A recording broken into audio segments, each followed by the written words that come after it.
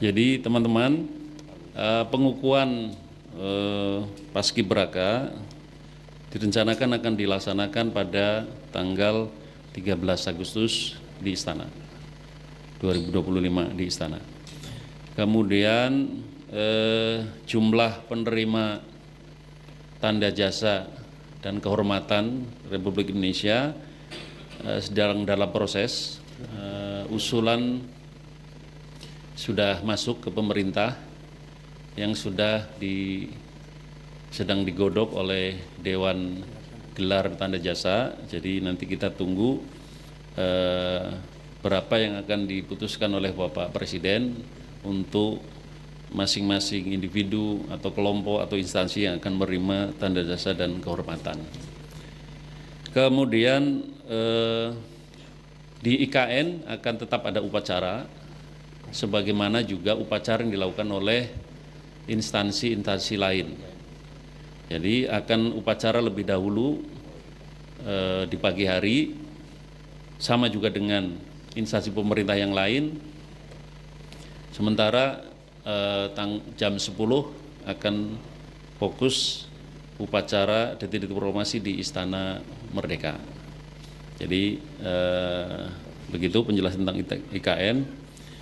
Mengenai kebijakan abolisi dan amnesti, saya kira teman-teman kemarin sudah lengkap informasinya ya dari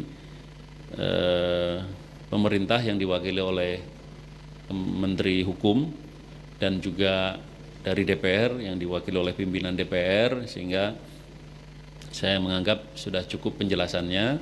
Tapi terkait dengan isu ini pada pokoknya adalah bahwa setiap warga negara berhak mendapatkan perlakuan-perlakuan yang sama, dan dalam tahun 2025 ini pada rangkaian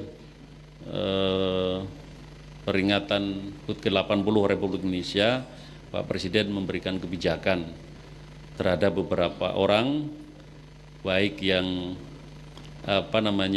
yang disebut kemarin 2 nama maupun yang lain, mendapatkan semacam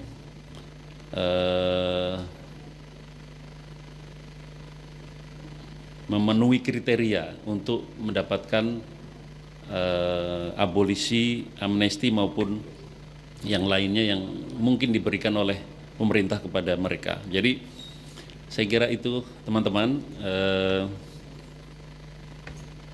yang bisa saya sampaikan terkait dengan pertanyaan mengenai abolisi dan amnesti.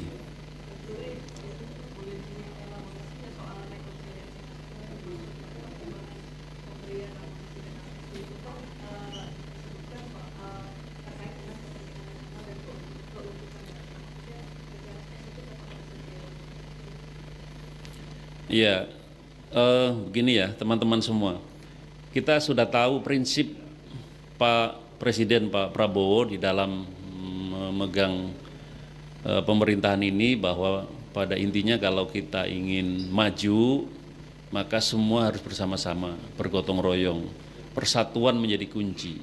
Jadi semua elemen, semua unsur, semua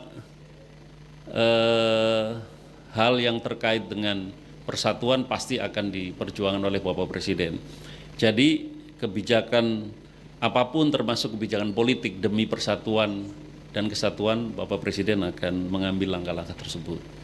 Jadi kalau misalnya pemberian abolisi, amnesti, atau juga kebijakan lain yang bisa dimaknai dan bisa menjadi faktor mempererat, mempersatukan seluruh elemen bangsa, akan dilakukan oleh Bapak Presiden. Jadi kuncinya di situ. Cuk.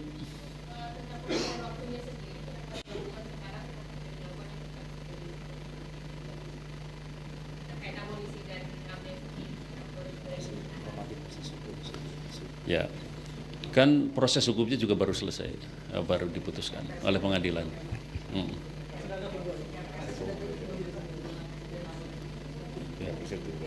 Kopresnya ya tunggu saja, nanti Pak Aryo akan menyampaikan informasi setelah kepresnya selesai. Oke ya, Sukses semuanya. Terima kasih.